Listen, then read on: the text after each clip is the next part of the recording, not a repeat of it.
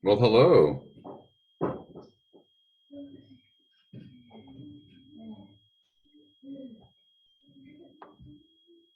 How are you, Tess? Good. How about you? Doing okay. Hi, Malachi. Hello. How are you? Good. Good. Hello, Sage. Hi. That's just crazy. How are you? Good. Good. Fun. Hi. You can't see me because of the virtual thing. Oh, hi. There's Zoe's hand. Hi. There's Zoe.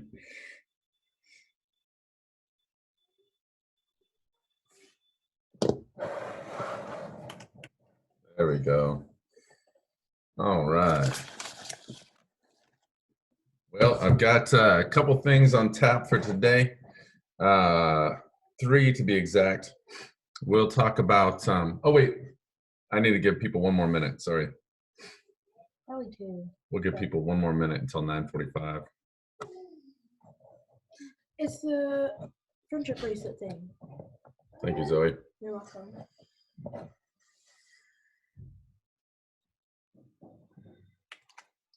Sage, what's tell me this. Is there something that you've learned in the last 5 weeks that sort of sticks out as being interesting to you? Not even one thing? You've learned nothing. I learned how to make homemade mozzarella sticks yesterday. That's interesting. Thank you for making that connection for us. Tess, what's one thing you've learned in the last 5 weeks that's interesting to you? Well, I just recently learned that sponges can produce toxins through biology, so I guess there's that. Nice. Talk? No, they can't talk. Say it What did again, you Tess. say? Zoe was not paying attention. Say it I again. was. Sponges can produce toxins. There you go. That's it. Yep. Or they can talk, whichever one. Yeah, it's kind of whatever. Jude, tell me something interesting you've learned in the last 5 weeks. Can I think about it for a moment? Sure. Sage's example was that she learned how to make mozzarella sticks. I learned how to make homemade biscuits. That would be mine. Zoe, you're up. I want to make homemade Pop-Tarts. That's not, no, that's not something you've learned. That does not count. Well, I'm not ready. Zoe's not ready either, apparently. Whoops. Didn't mean to do that. Hold on. Okay, so let's see here. Malachi, what's something you've learned that's interesting in the last 5 weeks? Oh, I know what I want. I learned that my sister knows how to make very good lava cake inside of a cup. Wow, that's good knowledge. Thank you. Audrey, what's something you've learned in the last 5 weeks that's interesting to you?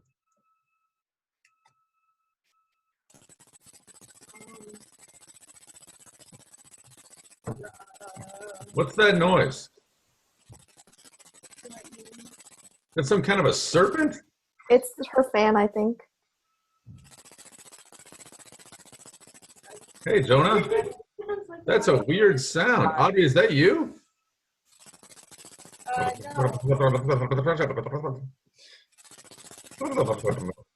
think that's Jude. Anyway, go ahead, Audrey. Jude's muted. That's definitely Audrey. It's definitely Audrey. Well, I learned that my fan makes weird. You learned what? Sounds like a jackhammer. I learned that my fan makes a weird noise. Yeah, is that always on? I don't know. I don't even know what you're talking about. Can you hear that noise, Audrey? On your end? Yeah, it's just like on and off. I have no idea what you're saying. No, it's definitely you, Audrey. Because when you're muted, I can't hear it. Like right now, you're muted. I got nothing. We're good. Okay. Well, we'll come back to you, Audrey. How about that? Jude, you're up.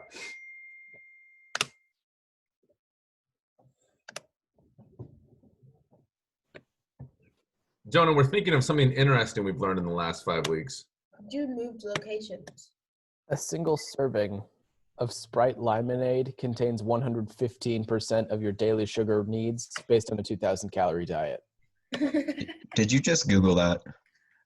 No, but I just remembered it off the nutrition facts from a bottle of Sprite lemonade yesterday. So Yeah, soda's the worst. It's not. yeah, For sugar content, it's the worst. I mean, it depends on the soda sometimes. Yeah, it's pretty bad for all of them. That's, I mean, mostly true. Yeah. Yeah. Jonah, what's something interesting you've learned in the last 5 weeks? Interesting to you? I don't know if I've learned anything interesting. Nothing interesting in the last 5 weeks? You Yeah. haven't learned how to do a new flip or how to, I don't know, nothing? My goodness gracious. You need to learn something interesting today. Get distracted by some sort of research today or something. I'm going to give you guys some Italian at the end of class today. I'm going to see if you all can figure it out. Maybe that'll be interesting to you, Jonah. I bet We'll I see. can. Okay. Zoe hasn't answered yet. I have remembered and such learned again. Does that count? Go ahead. What is it? A bunch of things about our road trip. Oh, So great. yeah, and my dad makes good biscuits. There we go, folks. Okay. Let's see here. Yesterday was Rome's birthday. Did you guys know that? Oh, because I have to make video for it. No, you guys didn't know that? Well, I'll be. I think we should play a quick little video then. Oh no, Hot dog. we should not. Stop, Zoe. Let's just see if we can pull it up here.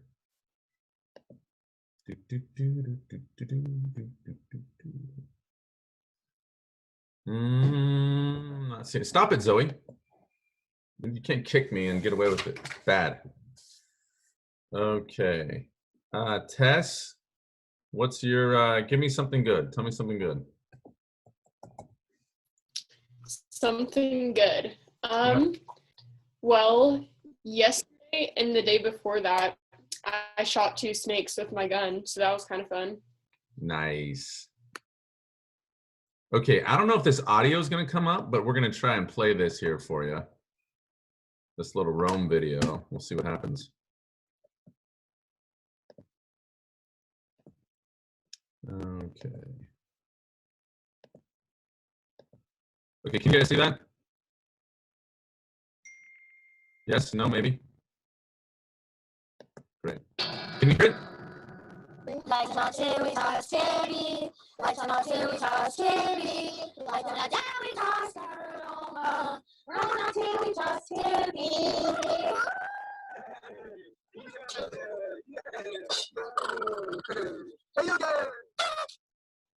What do you think, guys? There it is. Could you hear the noise? Could you hear the noise there, Sage? Not really. You couldn't hear it. I could hear it, but it was really glitchy like the other day. Really glitchy like the other day. Unbelievable. Zoe, go tell everyone to shut off all the Wi-Fi in the house, please. It's the virtual background. Remember? It's not, because Addie turned off her Wi-Fi the same time we turned off the virtual No background. one else is on the Wi-Fi. Go ask Addie. Go, please. Okay. Am I still glitchy right now, Sage? That's good. Okay, wonderful. Zoe's gone to ask the people to unmute. We have 3 things we want to do today. The first is we want to talk about what you learned by reading Caesar Book 1. The second is, good morning, Eva. Yes, good. The second is that we want to read Caesar 4.24. And then the third is I'm going to give you an Italian passage and see if you can sleuth out its meaning. All right? So those are our 3 tasks for today. Miss Audrey, something was funny. Share it with me.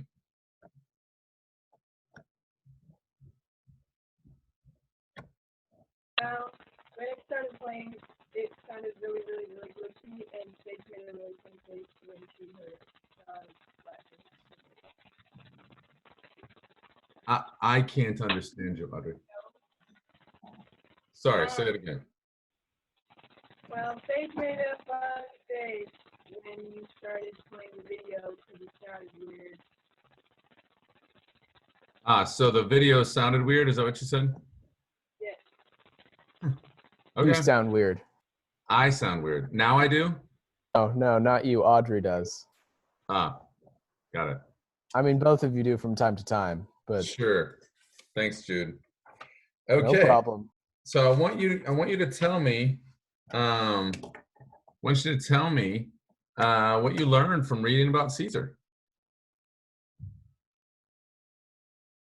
That is book 1.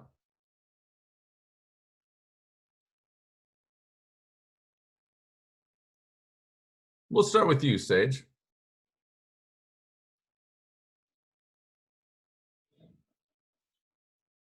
My opinion on Caesar? No. I want to know what you learned from reading book 1 in English. Oh, just that he didn't really the non-Romans very much. Okay. What else do we learn from reading Caesar in English there, Malachi?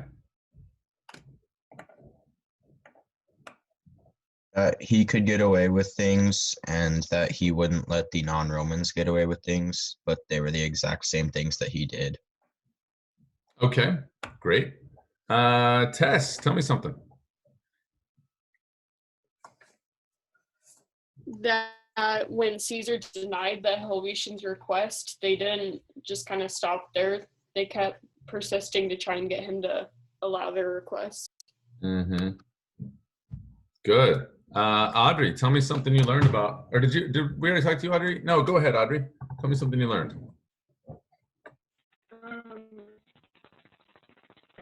That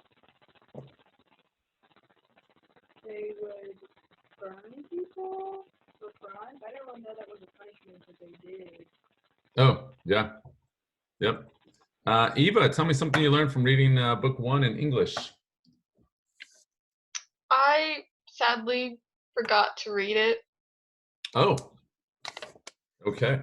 Well, why don't you do that between now and spend half an hour reading it, please. Yeah. Between now and next time we meet. How about that? Jonah, tell me something.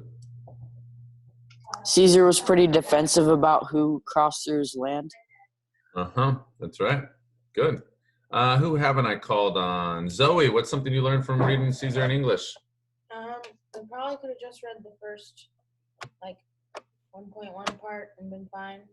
It was, they meet, he says, no, they have war. They meet, he says, yes, they have war. You meet, they say no. they Okay, have war." okay. How many pages did you all get through? 8. 8 pages. Anybody get through more than 8 in half an hour? No, that's about it. Audrey, how many did you get through in half an hour? 7. 7. That's about right. Malachi, about that? Okay. Well, it's a good thing I didn't just assign those 30 pages. I'm glad I put a time limit on it. Let's look at page 45, please. We're ready to skip to book 4. One other note. I have graded your tests. Jonah, I have not yet graded your essay, but I have graded your tests. Let's see here. Oh, Zoe, could you text Ellie? And who else are we missing? Lawrence? They have my phone. He's using the not the Wi-Fi. Okay. So let's see here. Who can text Ellie then? Sage, you want to text Ellie? See where she's at? That'd be great. And who can text Lawrence?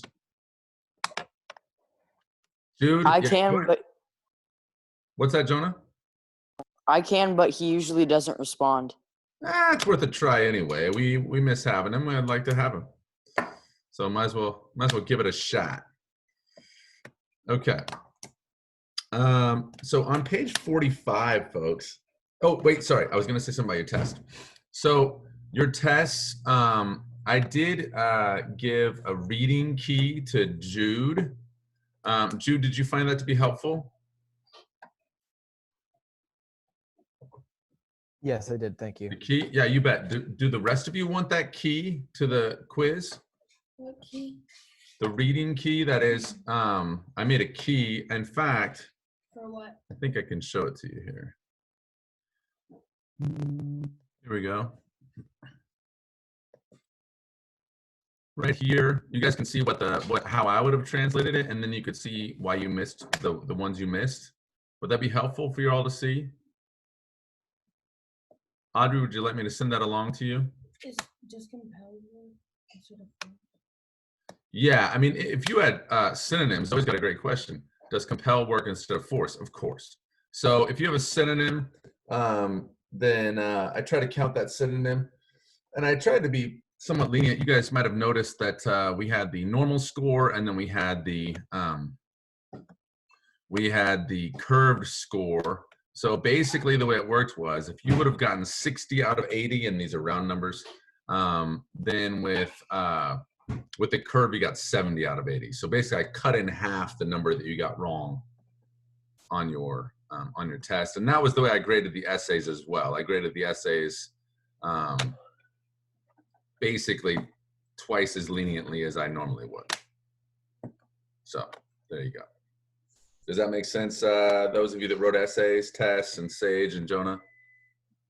Yeah, okay, great. Okay, perfect.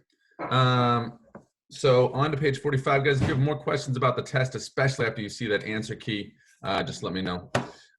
Page 45, would anyone like to read some English? Mrs. Lichty wants to read some English. We will let her. She gets to do what she wants. Mrs. Lichty, come read. Oh, she's reading English in her room. She is now denied us the privilege of having her in class. And so I'll need one of you to volunteer. Very little movement. And Suetonius the numberless, you're up. Page 45, you say? Page 45 in English, please. Caesar's governorship began in 58 BC with an incursion into Gaul to prevent the Helvetians from leaving their homes for new settlements in western Gaul. Which we already read about, by the way, in Latin. Go ahead, Jude. Once he was in Gaul, Caesar soon became more deeply involved in the various disputes of Gallic tribes with each other and in their disputes with neighboring peoples, especially the Germanic tribes pressing into Gaul from across the Rhine. At first, some Gallic tribes truly welcomed Caesar as a protector, or were at least eager to enlist his assistance in their struggles against others. Caesar did not lack pretexts for pressing on his conquests. In 57 BC, Caesar moved north to fight the Belgae and to consolidate control of Gaul along the northern coast. Action in the north continued into 56 BC, as well as in the south in the region of Aquitania, on the Atlantic coast north of Spain. By 55 BC, the military situation in Gaul appeared secure. Stop. Eva, summarize what he said so far.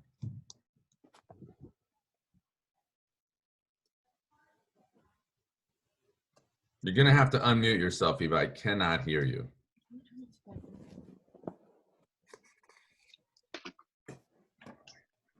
off my head. That is a good question. Thank you. I thought of it myself. That was so sweet of you to say. Thank you so much. I love thinking of good questions.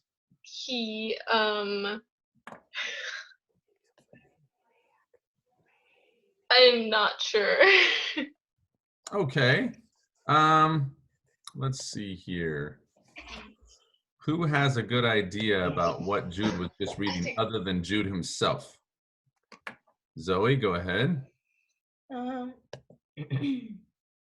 Basically, Caesar stayed in Gaul because he had a ton of reasons to, but the main one was to keep the Helvetians away. And so he was like helping all the Gallic tribes, and then he went to war with the Belgae. Okay. Anything to add, anybody? I could not really hear what she was saying. Okay. Is that because we're glitchy or because she was soft? Soft. Speak up, Zoe. Try again. He had a bunch of reasons for staying in Gaul, but the main one was to keep tabs on the Helvetians. And then he went to war with the Belgae. Great. Could you hear that, Eva? Wonderful, wonderful. All right, Jude, keep it rocking. Where was I? Why don't you start with for the first part of the summer of 55 BCE? For the first part of the summer. Like It's that. not the song I was thinking of. Is but it okay. not? I feel like it No. was. I was thinking of some version of the song "The Summer of '69," but replace it with 55 BC. Oh, back in the Yeah, summer of 55. Yeah, little Brian Adams. Wow, Yeah. that's from long before your time there, Jude. Let's see. What other song titles do we have? We could sing some more. I don't mind at all. Does this remind you of any other songs, folks? Especially anything by John Bon Jovi? Nothing? Okay. All right, Jude, just continue until we think of something. By 55 BC, the military situation in Gaul appeared secure. The only Gauls not under Roman rule or military domination were across the Channel in Britain. For the first part of the summer of 55 BC, Caesar fought against Germans who had initially been welcomed into Gaul by tribes no longer happy with the Romans. Caesar defeated them, and when they fled across the Rhine, Caesar built a bridge and crossed over with his troops to demonstrate that he had the ability to bring war to the Germans in their home territory, or as he put it, fill the Germans with terror. Fill the Germans with terror. That's his slogan. Go ahead, Jude. Okay. The Gauls in Britain were another matter. Their freedom was, of course, a bad example in general, and they had sent aid to the Gauls on the mainland during earlier battles against Caesar.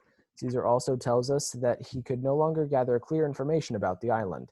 Caesar's expedition was thus partly reconnaissance and information gathering. Why attack the Brits? That's the question I want you to answer from what Jude just read. Sage, talk to me.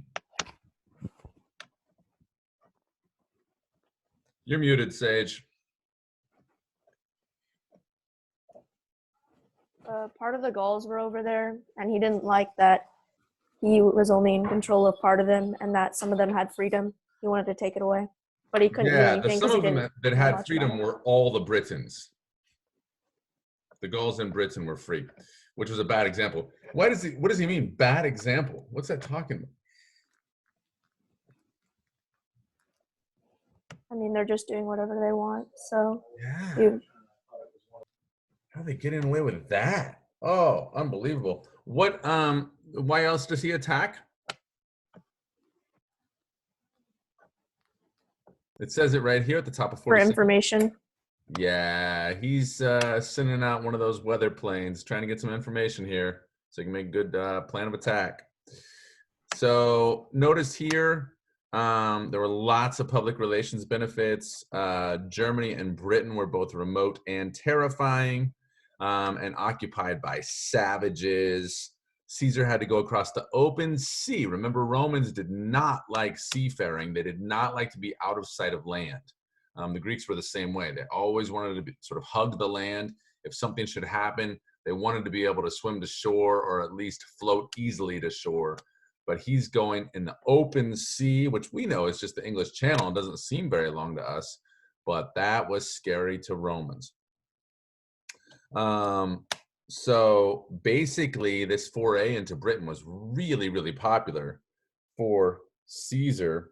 And it also obviously gained him lots of profit. Slave dealers traveled with the army.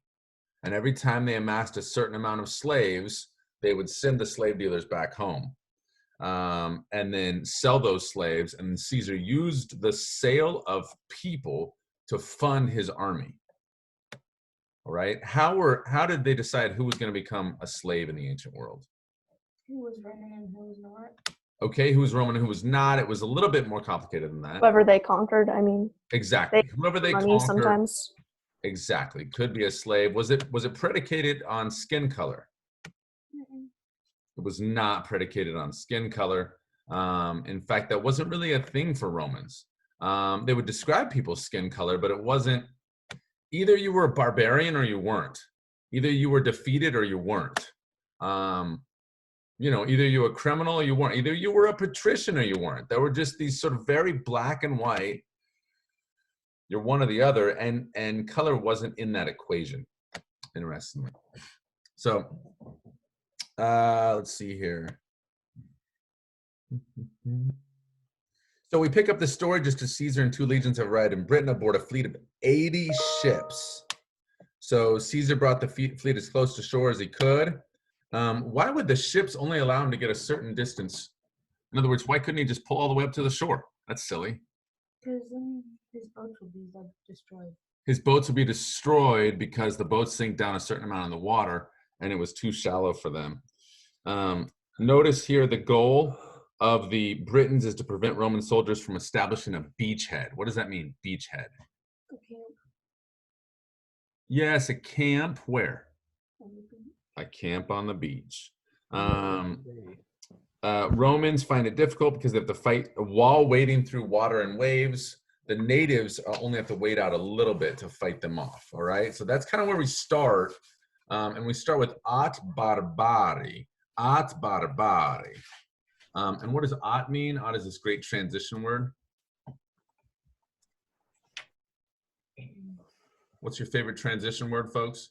But. But the barbarians, at barbari. What case is barbari? Not genitive, although it looks genitive. Nominative. Nominative I plural. forgot the That's word. exactly right. Nominative plural. So it could be genitive singular, but here it's nominative plural. But the barbarians. All right. So this is kind of an interesting little phrase. And then we've got concilio cognito, which is an ablative absolute. After the plan of the Romans had been known. All right, concilio Romanorum cognito, after the plan of the Romans had been known. You guys see how that works? What plan is it? The plan Romanorum, the plan of the Romans. Yeah. So concilio cognito means after the plan had been known or after the plan had been recognized. And after the plan of the Romans had been known. Primiso, notice here, is another ablative absolute. And after the blanks had been blanked, after the equitatu and the esidariis had been sent ahead, all right? So after the cavalry and the chariot riders had been sent ahead. Now, who's chariot riders and who's cavalry? Britons, that's correct. The Romans are in boats. They're not sending any cavalry ahead. They're still out in the water. So the Britons figure out where the Romans are trying to land and who's able to get there first. Britons. The horses, not the foot soldiers. This is the cavalry and the charioteers are able to get there first. And then we have quo plerumque genere, by which kind they, consuerunt. Now, consuerunt is going to be a really important word for us as we move forward. So when we look at this, okay, this will let me. There we go. Consuerunt.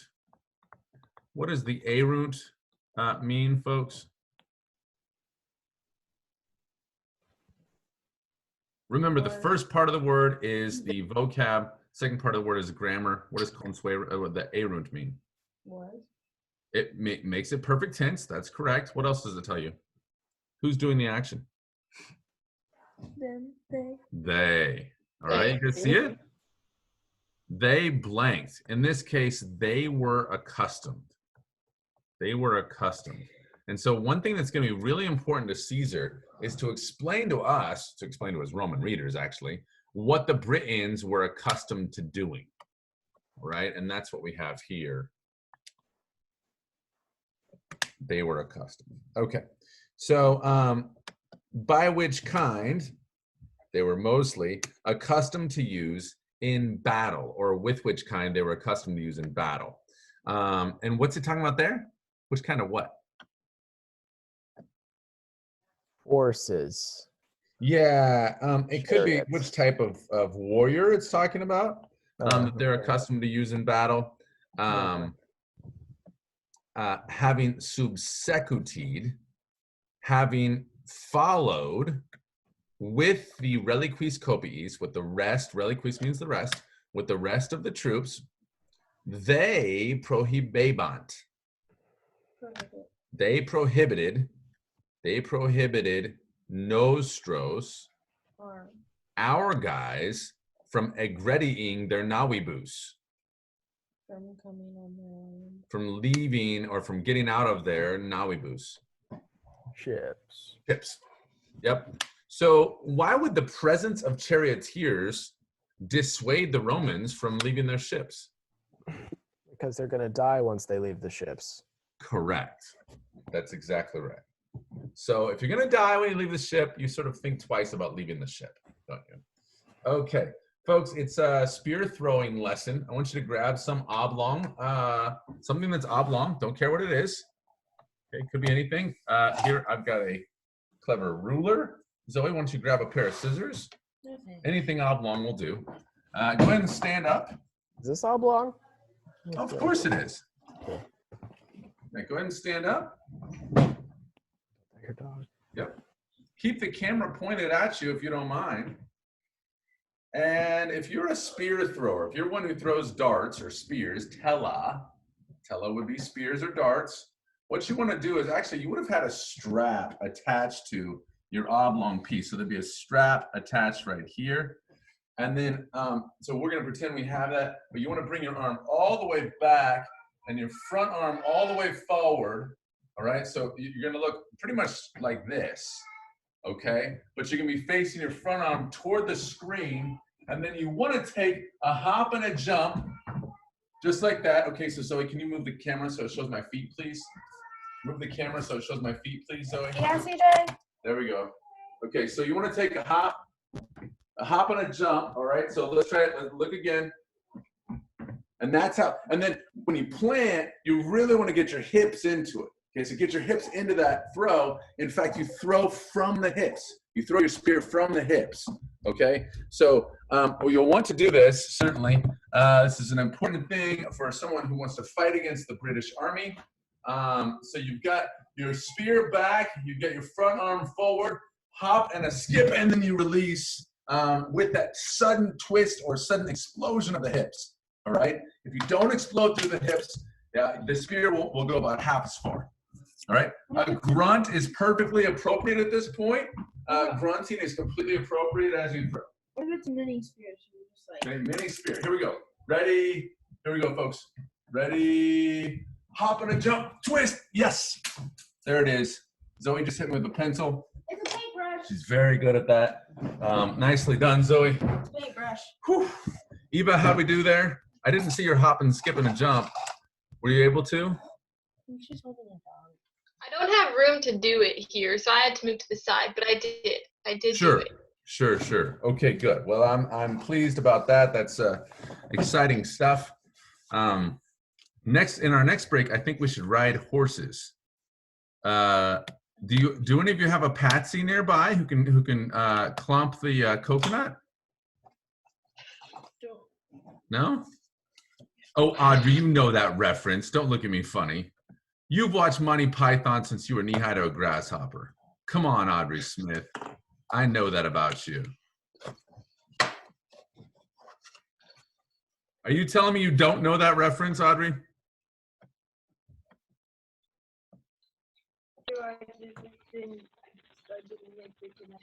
Oh, it took you a while to connect it there? Yeah. Okay. All right. Well, that's fair. Okay. This is only your second class of the day. That's I'm asking a lot of you there. Okay. Let's keep translating here. Unless, you know what? I wonder if one of you wants to go back and retranslate what I've just done. That'll be nice. We want. Sage, you want to give it a thwack?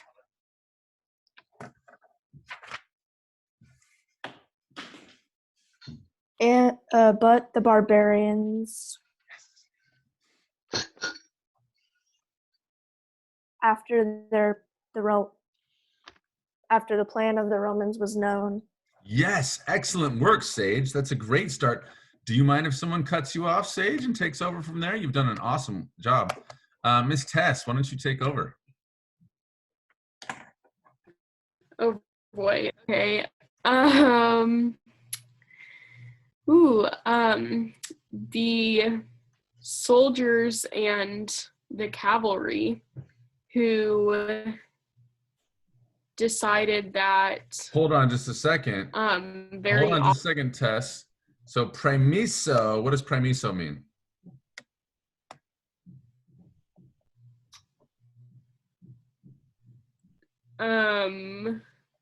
send before. Exactly. So put that together with equitatu et Essedariis. Remember the Essedariis means the charioteers. Okay. The cavalry and charioteers were sent before. Excellent. Stop. I'm going to stop you there, Tess. I'm going to stop you there. Okay. I want somebody else to have a shot at this. Malachi, take a shot at it. Well, this is the one part that I am the least good at. Yes. Okay. Well, I'll help you. So, okay. Yeah, no problem. I don't know how to start. Yeah, that's the tricky part, of course. By which kind or with which kind? By which kind they were accustomed to using. Yeah, I think you've done it. They were accustomed to use plerumque. Plerumque means most. Okay. Yep. Should I keep Nicely going? done. No, let's let somebody else take over. Jonah, take over there. Which word are we on? You know what I would do? So we're actually at reliquis copiis, but I would start with subsecuti.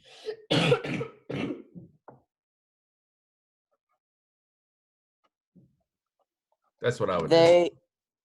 They followed Mhm. they followed their ships closely. Oh, so they followed with with the reliquis copiis. With their horses. Reliquis means the rest or the remaining ones. Okay. The remaining copiis. What are copiis? Anybody know that word?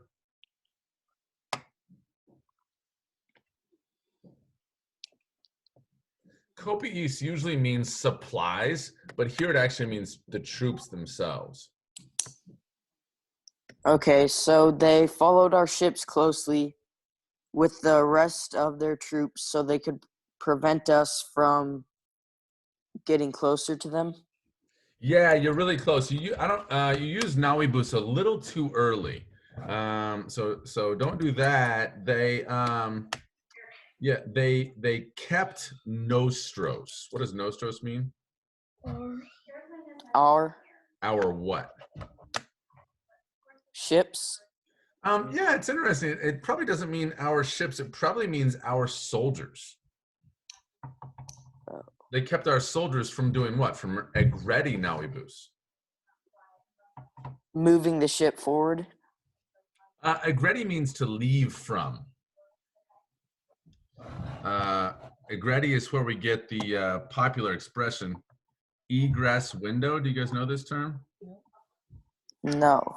Okay, let me see if I can kind of share that with you. So an egress window, all right? So you guys know how you have maybe a window well outside your, like at a basement window, okay? And so here's the window here, right? So there's a window there, and then there's this little, that little, oh, I don't know what it would be. Yeah, like a little half pipe around it outside a basement window. You guys know what I'm talking about? Yes. Yes. No. Maybe. Malachi. No. So this is like that little thing that sort of pops out from the basement. Basically, if this is all the window you have, then someone can't get out there. Okay. But if your window goes far enough down your basement wall, so for instance, if let's say this is your room, okay, in your basement, got it? And then you just have these sort of high windows in the room, nobody can get out of that. But then if you extend the windows down, all right, so let's say we extend the windows down, okay, and then someone could climb out there, that's actually called an egress window. All right, Zoe's taking a picture for us. Hold on. See that thing outside? Yes, Malachi, does that make sense? See what I was trying to draw there? That's the window. Well, if the window comes far enough down, thanks, Zoe. If the window comes far enough down, you can actually get out there.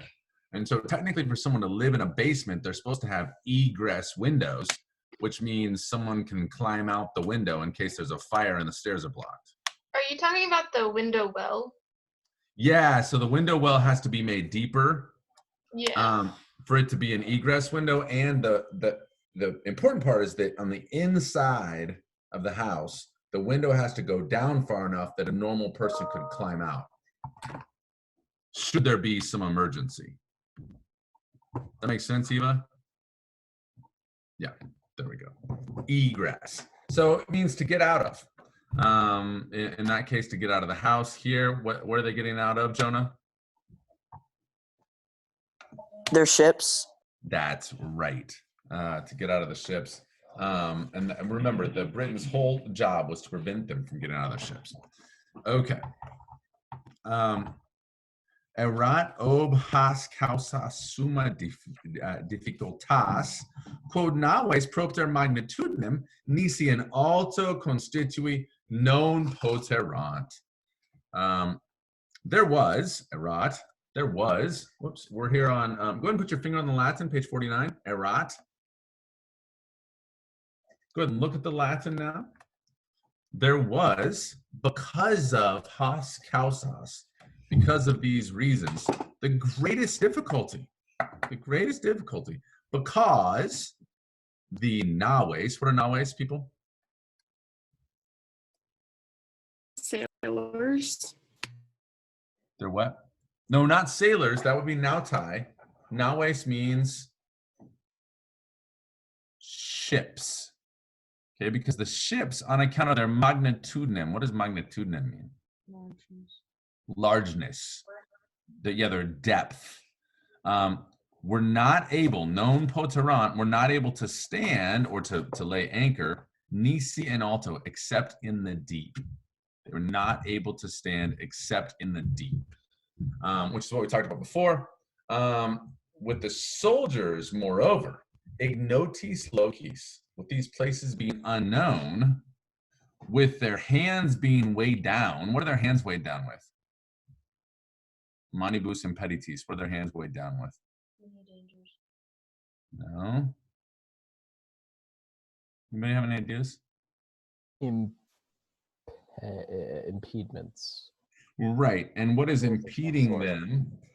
Something's It's an hindering them. obstacle. It stops them from doing something.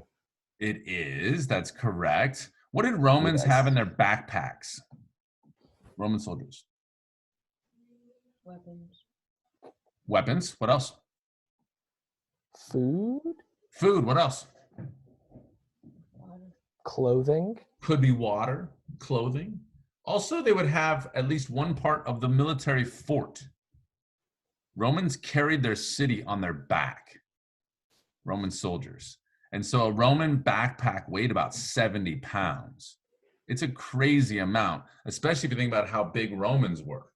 So Roman men, full-grown men, were between 5'2" and 5'4". Think about that. Then they're carrying 70-pound backpacks full of not just their food, not just their clothes, but also the makings of a fort. including their tools for making that fort. It's crazy. So of course they're weighed down. Of course this is dangerous for them. Of course they're not very fast. And here it tells you why. With the great and heavy onere, with the great and heavy weight of their armorum.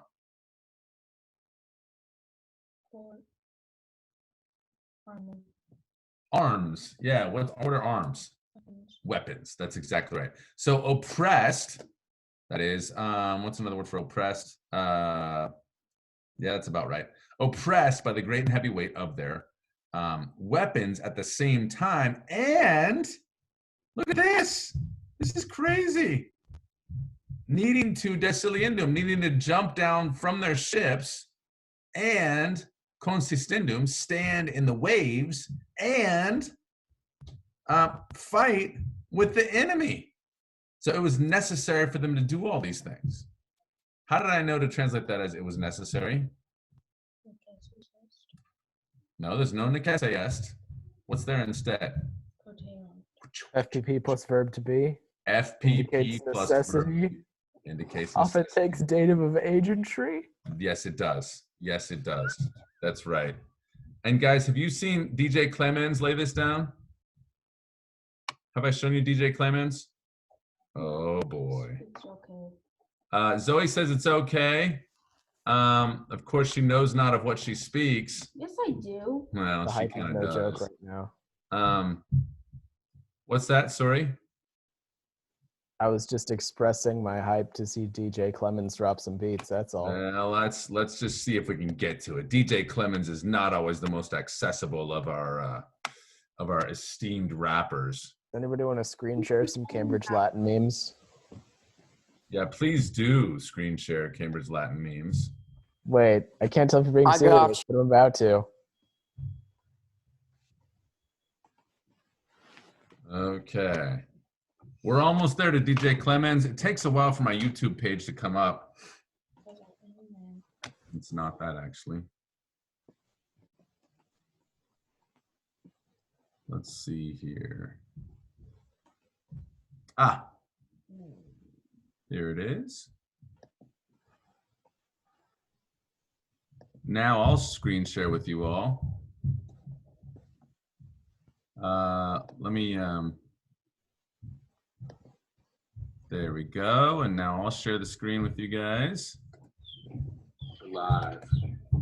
DJ Clemens here. What up, people? It's time to learn the gerundive rap. Spinning those turntables for you. Can you all hear that? Great. Okay, here we go. DJ Clemens. Here's how the little rhyme goes. FPP plus verb to be indicates necessity. Often takes dative of agentry. One more time, the gerundive rap with DJ Clemens. FPP plus verb to be. What do you think, Eva? Necessity. Oh yeah. Often takes. I thought CJ was going to be rhyming. Like, I Be thought sure to drop a like and subscribe. CJ. I thought that too.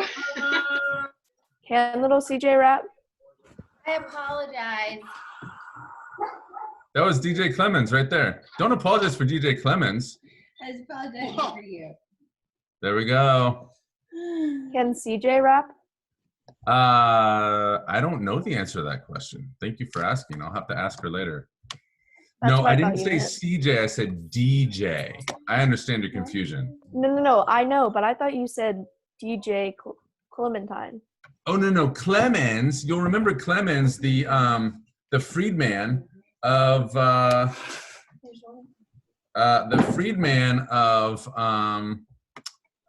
Quintus. That Clemens. Yeah. There we go. We have a life-size, you might have realized, we have a life-size cutout of DJ Clemens, which is really kind of fun. Zoe enjoys it especially. You can tell by the expression on her face.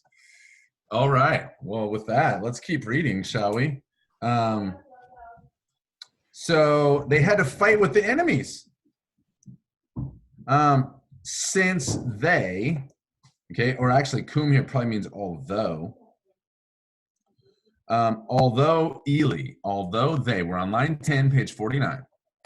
Although they, either from dry ground or having progressed, having gone out a little bit, paulum, a little bit into the water, with all their arms free and wieldy, all right, that is, they could sort of move their arms all about because they weren't weighed down. Why wouldn't the Britons be weighed down like the Romans?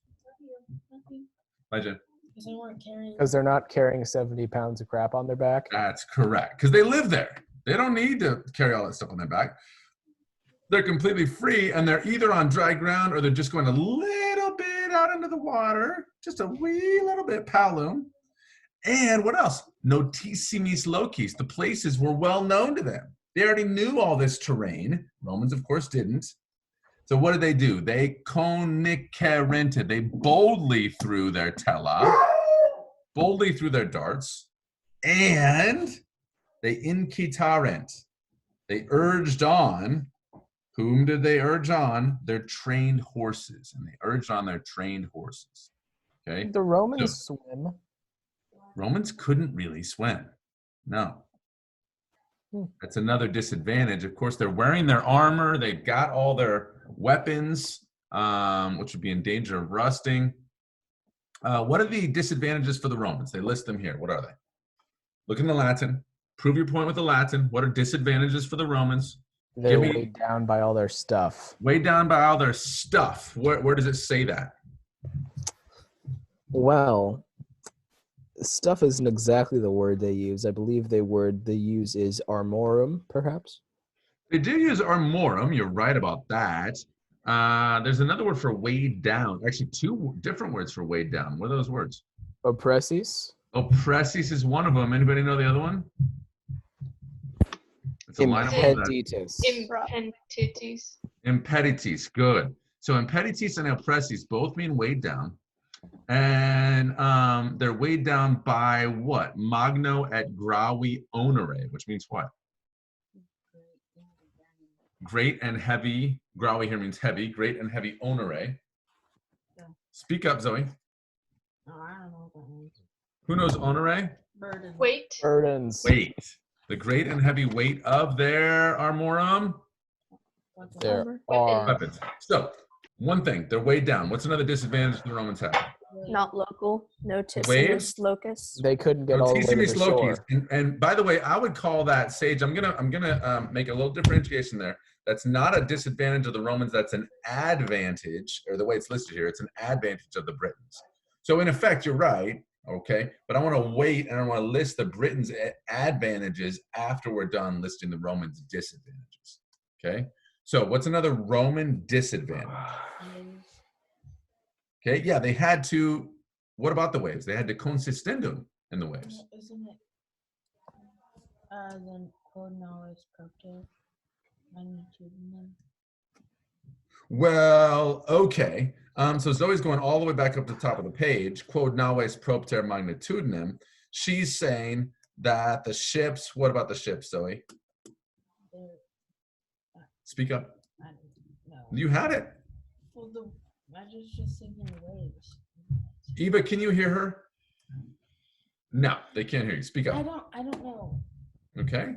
Other folks, speak up, please. Audrey? Say again, please, Audrey. Now we can. Okay. So they had to stand in the waves. Consistendum fluctibus. That's it. Consistendum in fluctibus. They had to stand in the waves. That's on line 9. Do you see it? Consistendum in fluctibus. They had to stand in the waves. What else do they have to do?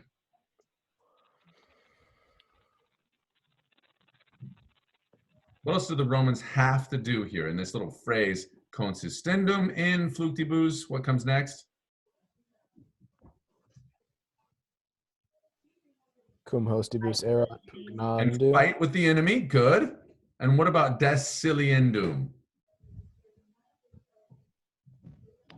Was that jumping off the ship? Exactly. So that to jump off the ships, they had to stand in the waves and they had to fight with the enemy. Guys, what's this called when we have 3 in a row and they're increasing in? God dang it.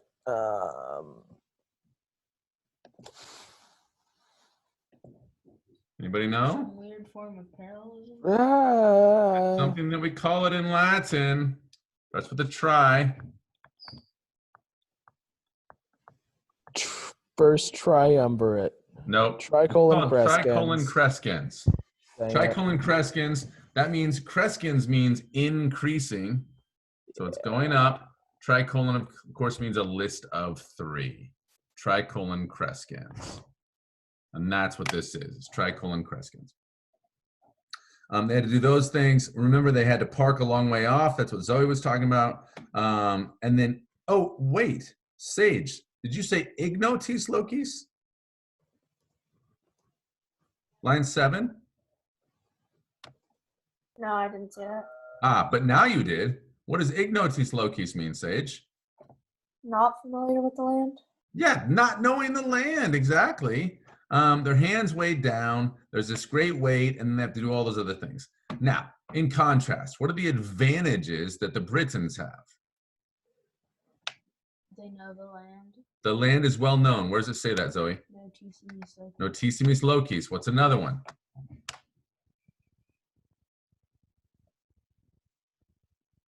What's another advantage for the Britons? You have to go a little bit in the water. They only have to go a little bit out into the water, Paulo in aquam, or they can even fight ex arido. What does ex arido mean, Tess? Out on the land. Yeah, from Or- dry or on the ground. dry- Yeah, arido means dry ground, exactly. And then what do they do because of those things? The land's known, their hands are free, they only have to go a little in the water, or they can fight from dry ground. What do they do then? They what? They boldly throw their darts, and in Kitarent, they urge on their what? Horses. They urge on their horses. That's right. Okay, guys, I promised you some Italian. So Italian you will get. Oh, dear Lord. Okay. This is a challenge. This is just a challenge for you. Kind of fun. Well, I'm learning Italian. Kind of some so- fun stuff. Okay. Got to find a little. I'm clicking whiteboard. Go to whiteboard, Zoe, and then share that thing up. And then we'll go to text so I can type this. Okay, here we go. I think you. Mr. Rosen. La filosofia. Guys, unmute yourselves, please. The philosopher. Close, really close. The thinker. Yeah, About the- what's that? Oh, never mind. Sorry. Go ahead. The thinker and. Oh, I said about the and the writer. Yeah, the philosophy. Good. So philosophy, the philosophy, Is or just philosophy, is what? is written. Is written. Nicely done. E scritta in questo grandissimo. In a grand. In the grandest quest. In questo grandissimo libro. In the book of the greatest quests. Okay, so quest means What does questo mean? questo means this. In this grand book, greatest book. Greatest book. Yes, that's right. So philosophy is written in this greatest book. Que continuamente. Which is kept. Que continuamente. Continually. Good. Ci sta aperto. You guys know aperto? Whoops. Which continually is Appears. watched. Aperto means open. Okay. Just continually opened.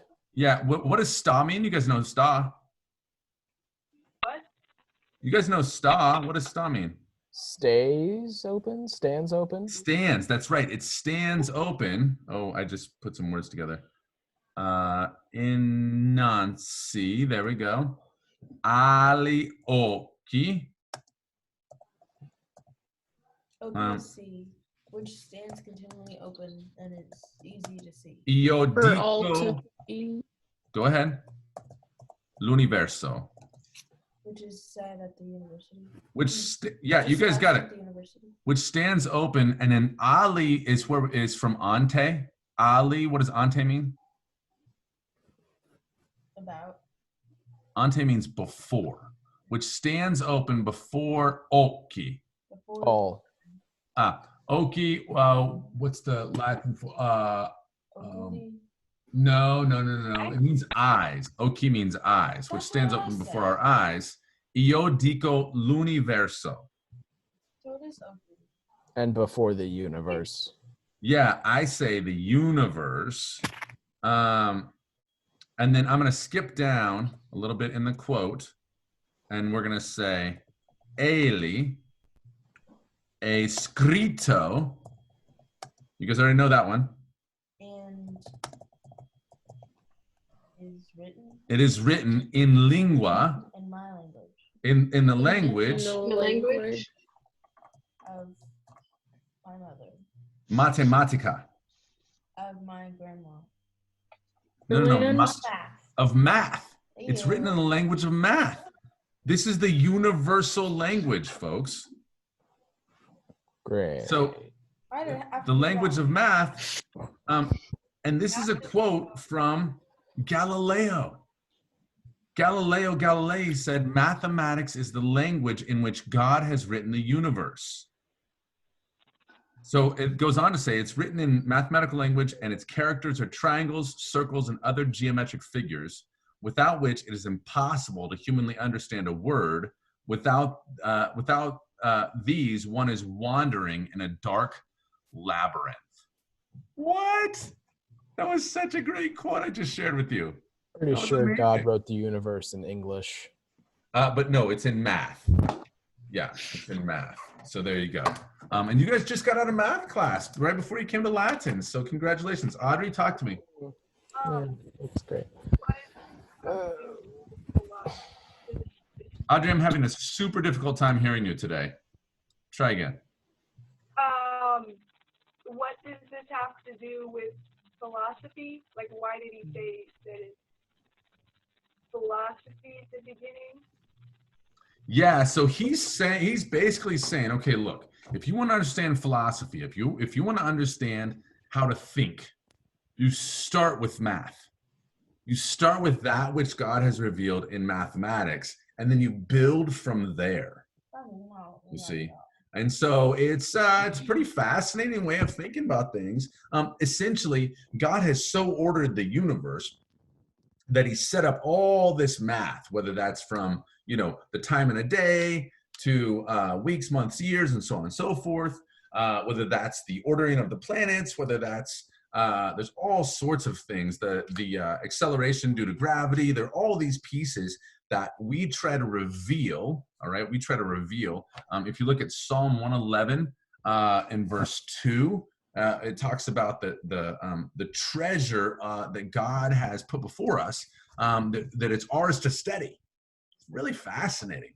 And so when you understand God's revealed order that's put forward to us in mathematics, all of a sudden you unlock God's beauty and his perfection.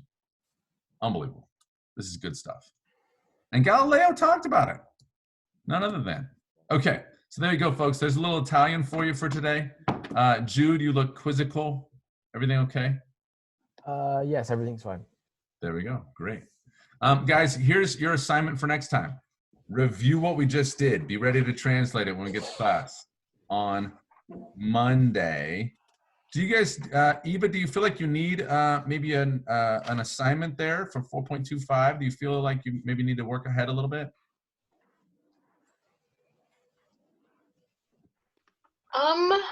Well, I don't think so. I think we're good. You think you're okay? So you're gonna, Yeah. you think you'll review 4.24? How about this, Eva? I'll make a deal with you. If you'll go back and review 1.7 as well as 4.24, you've got yourself a deal. So no new Okay. stuff if you'll go back and review 1.7 and 4.24. Everybody good with that? Sounds good. That sound fair, folks? You got to do it, though. I suggest you do 4.24 right now, even before you get on your history call. Okay? All right, folks. Have a great day. Pax Wobis Cum. Et Tecum. Et Tecum. Good to see you all. Bye. Bye.